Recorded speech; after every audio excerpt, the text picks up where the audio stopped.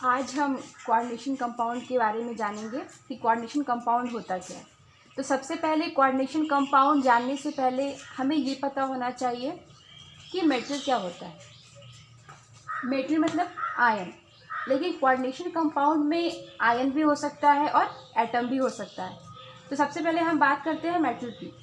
जैसा कि हम जानते हैं कि सिंपल सा डिफिनेशन होता है, जो इलेक्ट्रॉन को डोनेट करता है, जो इलेक्ट्रॉन का त्याग करता है, उसे हम कहते हैं मेटल। जैसे हमारा लिथियम है, सोडियम है, मैग्नीशियम है। तो जब हम इलेक्ट्रॉन का त्याग करता है तो इस पर क्या हो जाएगा, जब इलेक्ट्रॉन का त्याग करेगा तो उसमें इलेक्ट्रॉन की कमी हो जाएगी। इलेक्ट्रॉन की कमी का मतलब है इलेक्ट्रॉन डिफिशिएंट कंपाउंड। तो हम इसको इलेक्ट्रोफाइल भी करते हैं कि इलेक्ट्रोफाइल का मतलब होता है कि इलेक्ट्रॉन पेयर को एक्सेप्ट करता है, और जो इलेक्ट्रॉन पेयर को एक्सेप्ट करता है हम उसको लुईस एसिड भी कहते हैं। अब दूसरे पे आते हैं लिगेंड। कोऑर्डिनेशन कंपाउंड में लिगेंड होता है जो एटम भी हो सकता है, आयन भी हो सकता है और मॉलिक्यूल भी हो सकता है। तो लिगेंड होने के लिए सबसे पहले कंडीशन ये होनी चाहिए कि उसके पास एक लोन पेयर इलेक्ट्रॉन ज़रूर होना चाहिए। जब इलेक्ट्रॉन होगा तो इसका मतलब है कि वो इलेक्ट्रॉन रिच कहा जाएगा, यानी उसके पास इलेक्ट्रॉन की अधिकता होगी। तो साधारण सी बात है कि जब उसके पास इलेक्ट्रॉन की अधिकता होगी तो इलेक्ट्रॉन को डोनेट करेगा। इलेक्ट्रॉन को डोनेट करने का मतलब है कि न्यूक्लियोफाइल, और जो lone pair of electron donate करता है उसको हम लुईस बेस कहते हैं। तो सबसे पहले हमने जाना कि मेटल क्या होता है और लिगेंड क्या होता है। जैसा कि हम जानते हैं कि मेन ग्रुप एलिमेंट केवल एस ब्लॉक और पी ब्लॉक के होते हैं, जिनका कलर सामान्यतः सफ़ेद प्रेसिपिटेट के रूप में आता है।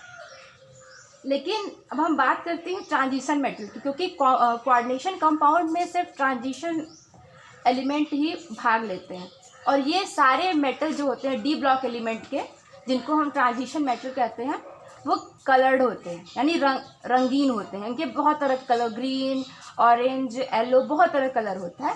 तो ट्रांजिशन एलिमेंट हमारे कलर्ड होते हैं। जैसे कि आपका एक कंपाउंड है CrCl3.H2O, तो इसी कंपाउंड का कलर ग्रीन भी होता है, डार्क ग्रीन भी होता है और पर्पल भी होता है। तो ऐसा कैसे होता है? इसका मतलब है कि हमने जैसा पढ़ा हुआ है कि आइसोमेरिज में हमने पढ़ा है कि कोई भी कंपाउंड होते हैं जिनकी स्ट्रक्चर, जिनका मॉलिक्यूलर स्ट्रक्चर अलग अलग होता है। तो वही चीज़ यहाँ पर है कि CrCl3.H2O, जिसके 3 कलर आते हैं अलग अलग कंडीशन में।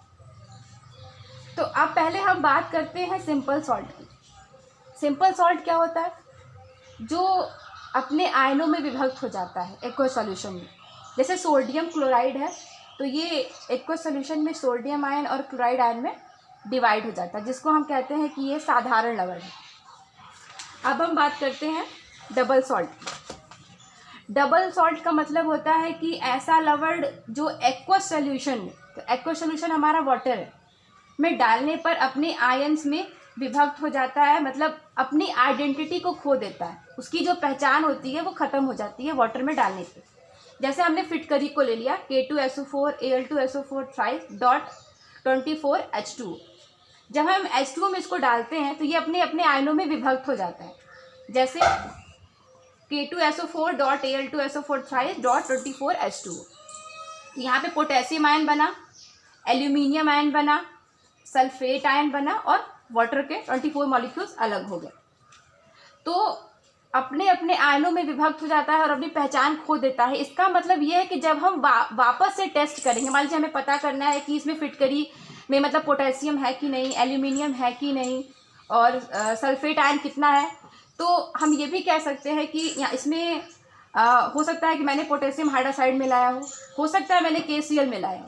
एक निश्चित पहचान नहीं मिल पाती है कि आखिर स्टार्टिंग में हमने मिलाया क्या था। तो इसे ही कहते हैं जो अपनी पहचान को ख़त्म कर देता, मतलब एक्वस सॉल्यूशन में डालने पर उसकी पहचान जो होती है वो ख़त्म हो जाती है, तो वो हमारा कहलाता है डबल सॉल्ट। जैसे हमारा कार्बोनाइड भी है KCl MgCl2.6H2O, तो इसको भी हम जब एक्वस सॉल्यूशन में डालेंगे तो पोटेशियम आयन, क्लोराइड आयन और मैग्नीशियम आयन में ये विभक्त हो जाता है। तो बात अभी तक हुई मेटल की, लिगेंड की, ट्रांजिशन मेटल की, और सिंपल सॉल्ट की और डबल सॉल्ट की। अब हम बात करते हैं कॉम्प्लेक्स सॉल्ट की। कॉम्प्लेक्स सॉल्ट का मतलब है संकर लवण। जो मेन हमारा टॉपिक है कॉम्प्लेक्स सॉल्ट। तो कॉम्प्लेक्स सॉल्ट होता क्या है? ऐसा लवण जो एक्वा सॉल्यूशन में डालने पर अपनी पहचान को खत्म नहीं करता, मतलब हमें वो वैसे के वैसे ही रूप में प्राप्त हो जाता है। अब कैसे देखिए, जैसे मैंने लिया K4FeCN6, जब मैंने वाटर में इसको डाला तो इसका ये पार्ट, पोटेशियम वाला part 4K positive plus FeCN6 हमारा यहाँ प्राप्त हो गया 4 पॉजिटिव के साथ। तो कैसे पता करते हैं कि ये मतलब अपनी पहचान को खत्म किया कि नहीं? जो टेस्ट करने पता चलता है। तो जो कलर और जो चुंबकीय आघूर्ण, जिसको हम लोग कहते हैं मैग्नेटिक मूवमेंट, जो मैग्नेटिक मूवमेंट यहाँ पर इसका है वही मैग्नेटिक मूवमेंट यहाँ पर भी इसका रहेगा और वही रंग यहाँ पे भी इसका। अगर मान लीजिए इसका रंग ब्लू है तो यहाँ पे इसका रंग ब्लू ही हमें प्राप्त होगा, और अगर ऑरेंज है तो ऑरेंज ही प्राप्त होगा, और इसका मैग्नेटिक मूवमेंट भी समान रहेगा। तो कहने का मतलब ये है कि कॉम्प्लेक्स सॉल्ट ऐसे सॉल्ट होते हैं जो एक्वा सॉल्यूशन में डालने पर अपनी पहचान को खत्म नहीं करते, यानी जब उन्हें आप वाटर में डालेंगे तो वो सेम प्रॉपर्टी और सेम कलर के साथ हमें वापस प्राप्त हो जाएंगे, उनका रंग और उनकी मैग्नेटिक मूवमेंट चेंज नहीं होगी। अब बात आती है कोऑर्डिनेशन कंपाउंड की, कोऑर्डिनेशन कंपाउंड क्या है।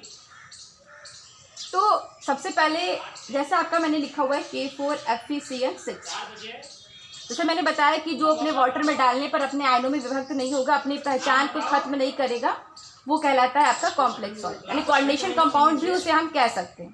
मतलब क्या कहते ही हैं। अब बात करते हैं कि जैसे मैंने कोई एग्जांपल लिया K4FeCN6, तो इसमें K4 क्या है, Fe क्या है, Cn क्या है, 6 क्या है, ये ब्रैकेट क्यों लगा है, ये क्या चीज़ है, तो इसके बारे में बात करते हैं। तो यहाँ पर जो हमारा Fe है, Fe हमारा किस ब्लॉक का एलिमेंट है? डी ब्लॉक का एलिमेंट है, जिसको हम लोग कहते हैं ट्रांजिशन मेटल, यानी संक्रमण तत्व। तो जो हमारा Fe है ये ट्रांजिशन मेटल है, और यहाँ पर ये हमारा मेन मेटल है। और जो Cn है साइनाइड आयन, यहाँ पे ये एक लिगेंड की तरह कार्य कर रहा है। 6 क्या है हमारा? Coordination number. कोऑर्डिनेशन नंबर का मतलब होता है कि जो हमारा सेंट्रल मेटल आयन है वो जिस लिगेंड से चारों ओर से ढका हुआ है, यानी जो सारे बॉन्ड्स डायरेक्टली Fe से बन रहे हैं, सीधी सी बात है इस तरह से, तो ये हमारा कहलाएगा कि 6 हमारे डायरेक्ट Fe से ऐड हो रहा है, तो ये हमारा कोऑर्डिनेशन नंबर है। और हमारा K4 यहाँ पर आयनिक स्फीयर है, और ये पूरा पार्ट हमारा कहलाता है कोऑर्डिनेशन स्फीयर। जैसे मैंने एक और लिया FeCN6 पे 4 निगेटिव, तो यहाँ पे ऑक्सीडेशन नंबर कितना है? जितने ligand directly central metal ion से ऐड हैं उन्हें ही कहते हैं कोऑर्डिनेशन नंबर। तो यहाँ पे 6 साइनाइड आयन हमारे Fe से डायरेक्ट कांटेक्ट में है, तो यहाँ पे हमारा कोऑर्डिनेशन नंबर कितना है? 6। और यहाँ पे Fe की वैलेंसी कितनी है? तो ऐसे Fe की वैलेंसी तो +2 भी होती है, +3 भी होती है, लेकिन अगर आपको पता करना है कि कितनी होती है तो आप इसको निकाल सकते हैं। मान लीजिए यहाँ पे आयरन की कोई ऑक्सीडेशन स्टेट X है, साइनाइड का हमें पता है -1 होता है, 6 = -4 चार्ज है, X - 6 = -4, X = 4 - 6 +2। तो यहाँ से हमें पता चल गया कि हमारे आयरन की यहाँ पे वैलेंसी कितनी है?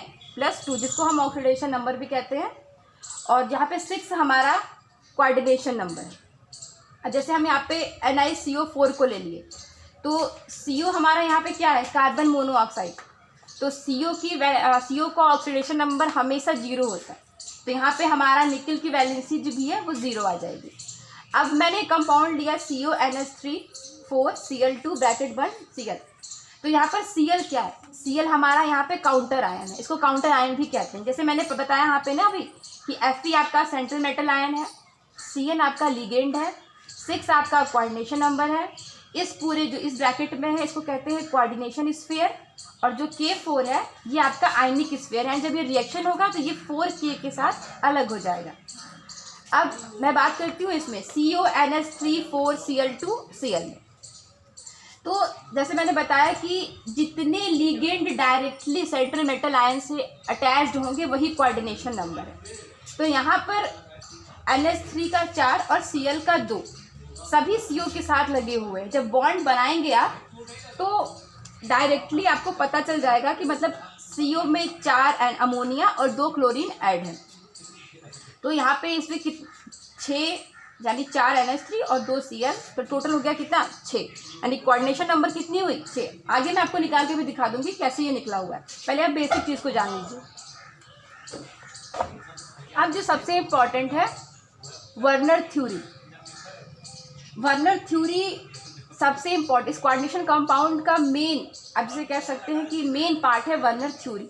1893 में वर्नर ने इसे खोजा था और इसी थ्योरी के लिए वर्नर को नोबेल पुरस्कार भी दिया गया था। सबसे पहले हम बात करते हैं कि वर्नर ने कहा क्या था। वर्नर ने कहा था कि किसी भी उपसहसंयोजन यौगिक में मध्य का धातु या धातु परमाणु 2 प्रकार की संयोजकता प्रदर्शित करता है, एक प्राइमरी और एक सेकेंडरी।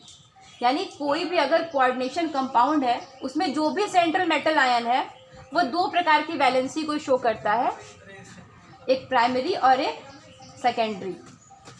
सबसे पहले बात करते हैं प्राइमरी वैलेंसी की और फिर बात करेंगे सेकेंडरी वैलेंसी की। प्राइमरी वैलेंसी मतलब प्राथमिक संयोजकता। तो जैसे कि कॉपर हुआ 2 पॉजिटिव, आयरन है 3 पॉजिटिव, कोबाल्ट है 3 पॉजिटिव, Fe है 2 पॉजिटिव। तो जितना इनके पे चार्ज है डायरेक्टली, यानी आप जानते हैं कि आयरन पे 2 भी होता है 3 भी होता है, कॉपर पे क्यूप्रस पे 2 होता है, क्यूप्रिक पे आपका 3 होता है, इस तरह आपका कोबाल्ट पे 3 होता है। जो जितने चार्ज डायरेक्टली हैं, मतलब जितना चार्ज शो कर रहा है, ये सब इसकी प्राइमरी वैलेंसी कहलाई जाएगी। और साधारण सी बात है कि अगर ये प्लस चार्ज रख रहे हैं तो इनको सेटिस्फाई, इनको संतुष्ट होने के लिए एनायन चाहिए। एनायन का मतलब ऋण आयन। तो साधारण सी बात है, जब पॉजिटिव चार्ज है तो इसको अपना एक कंपाउंड बनाने के लिए निगेटिव चार्ज ही चाहिए। सबसे बड़ी बात है कि ये नॉन डायरेक्शनल होता है।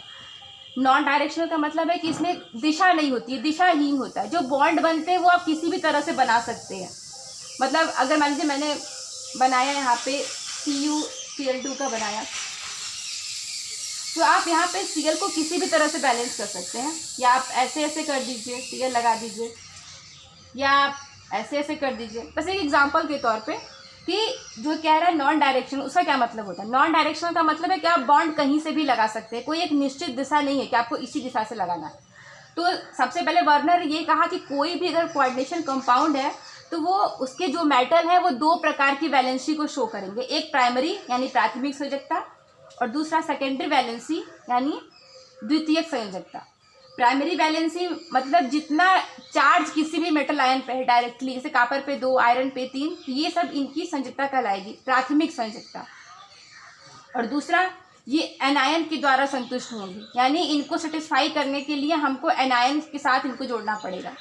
और तीसरा नॉन डायरेक्शनल, मतलब जो बॉन्ड होते हैं वो कोई निश्चित नहीं होता है कि ये इसी दिशा से बनेंगे, ये कहीं से भी बन सकते हैं, यानी ये नॉन डायरेक्शनल होते हैं। अब आते हैं सेकेंडरी वैलेंसी पे, यानी द्वितीयक संयोजकता। द्वितीयक संयोजकता का मतलब होता है कि जैसे मैंने लिखा K4FeCl6, तो इसमें जो इसका कोऑर्डिनेशन नंबर है वही कहलाता है द्वितीयक संयोजकता।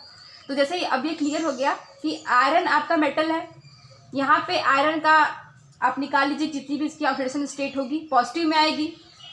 और जो यहाँ पे आपका कोऑर्डिनेशन कंपाउंड है, यानी जितने Cl डायरेक्टली लगे हुए हैं, 6 Cl लगे हुए हैं, तो ये आपका कहलाएगा कोऑर्डिनेशन नंबर। तो नहीं, सेकेंडरी वैलेंसी को आप कहते हैं कोऑर्डिनेशन नंबर।